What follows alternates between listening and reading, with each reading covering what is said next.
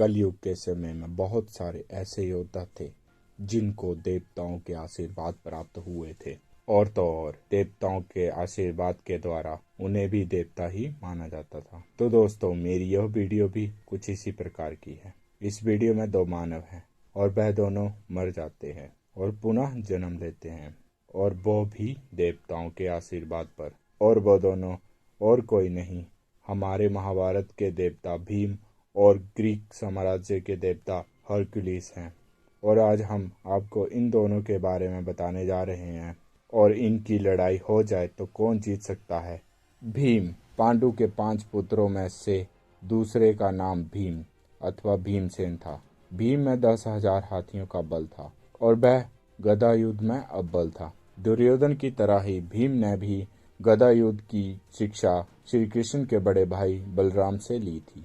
महाभारत में भीम ने ही दुर्योधन और दुशासन सहित गंधारी के 100 पुत्रों को मारा था। द्रौपदी के अलावा भीम की पत्नी का नाम हडिम्बा था, जिससे भीम का परमवीर पुत्र घटोत्कच था। घटोत्कच ने ही इंद्र द्वारा कर्ण को दी गई अमोघ शक्ति को अपने ऊपर चलवाकर अर्जुन के प्राणों की रक्षा की थी। भीम बलशाली होने के साथ साथ बहुत ही अच्छे कुक भी थे। श्री कृष्ण के परम शत्रु जरासंध को भी भीम ने ही मारा था। दुर्योधन जल विहार के बहाने पांडवों को गंगा तट पर ले गया। भोजन में कालकूट विष मिलाकर दुर्योधन ने भीमसेन को लताओं तथा बेलों से बांधकर नदी में फेंक दिया। बाकी सभी पांडव थक हार कर सो गए थे। सुबह भीम को बहाना देखकर समझने लगे कि वह उनसे पहले ही घर वापस चला गया है। भीम जल में डूबकर नागलोक पहुंच गया। वहां नागलोक के दर्शन से उसका विष उतर गया था। जैसे ही भीमसेन को होश आया तो उसने नागों को अपने आसपास देखकर और घबराकर उन्हें मारने लगा। तभी नागों ने जाकर वासुकी से कह दिया कि ऐसे ऐसे कोई मनुष्य हमारे यहाँ आया है और वह नागों को मार रहा है। वासुकी तथा नागराज अरेक ने भीम को पहचानकर गले से लगा लिया, क्योंकि वासुकी तथा नागराज अरेक भीम के नाना थे और वह भीम से प्रसन्न होकर उसे उस कुंड का जल पीने का अवसर दिया, जिसका पान करने से 1000 हाथियों का बल प्राप्त होता है। भीम ने वैसे 8 कुंडों का रसपान करके विश्राम किया और वह 8 दिन बाद सकुशल घर पहुंचा। दुर्योधन ने पुनः उसे कालकूट विष का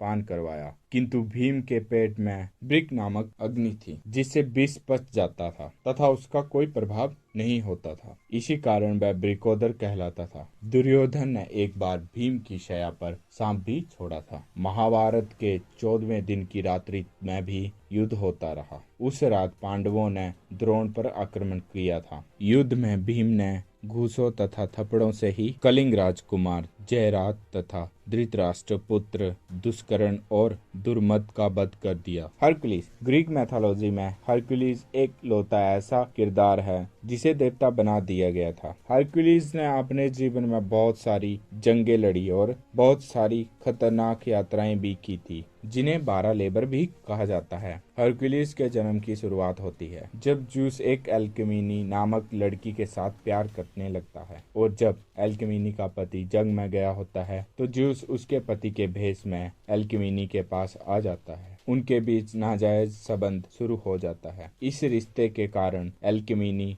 गर्भवती हो जाती है और 9 महीने के बाद वह 2 बच्चों को जन्म देती है, इफ्क्लीन और एल्सीआइडस। और जब ज्यूस की बीवी हेरा को इस बात का पता चलता है तो वह बहुत ज्यादा गुस्सा हो जाती है। वह इन नए जन्मे बच्चों के घर में जहरीले सांप भेज देती है, पर इन दोनों सांपों को एल्सीआइडस अपने दोनों हाथों से मार देता है और उसका भाई साथ बैठा रो रहा होता है। और यही एल्सीआइडस बाद में हरक्यूलिस के नाम से जाना गया। हरक्यूलिस ने इसी लाजवाब ताकत के कारण बचपन में बहुत सारी गलतियां की। एक बार तो हरक्यूलिस अपने म्यूजिक टीचर पर इतना ज्यादा गुस्सा हो गया कि उसने उसकी जान ही ले ली। हरक्यूलिस की इसी गलती के कारण हरक्यूलिस के पिता ने उसे देश निकाला दे दिया और इसी कारण हरक्यूलिस ने अपना लंबा समय जंगलों में बिताया। जंगलों में भटकते भटकते हरक्यूलिस का सामना सेंथ्रियन के शेर से हुआ। सेंथ्रियन का शेर बहुत ही ज्यादा शक्तिशाली था और उसने बहुत ही ज्यादा खून खराबा मचा रखा था, पर हरक्यूलिस ने उसे अपनी ताकत के बल पर ही मार गिराया था। उस शेर की मौत की खबर सुनकर सेंथ्रियन के राजा थेस्पियस हरक्यूलिस की ताकत से बहुत ज्यादा खुश हुए और थेस्पियस ने हरक्यूलिस को अपनी 15 बेटियों के साथ एक एक रात बिताने का तोहफा दिया। इसके बाद हरक्यूलिस ने एक मेग्रा नामक राजकुमारी के साथ शादी कर ली। इस शादी में हरक्यूलिस के 3 बच्चे हुए। ज्यूस की बीबी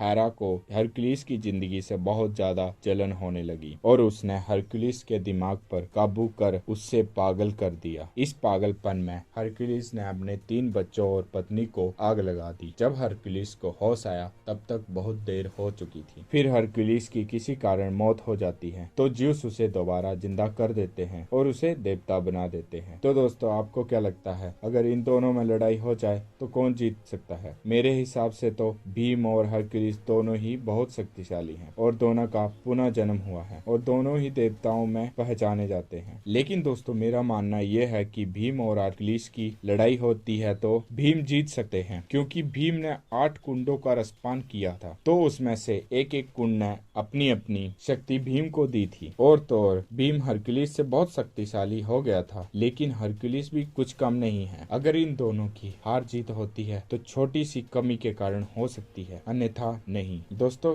या फिर आप लोग बताना कि कौन जीत सकता है और कौन हार सकता है, कमेंट सेक्शन में बताइएगा जरूर। तो दोस्तों, आज की वीडियो में बस इतना ही। वीडियो अच्छी लगी हो तो लाइक, शेयर एंड कमेंट करना और चैनल को सब्सक्राइब जरूर करना। Thank you.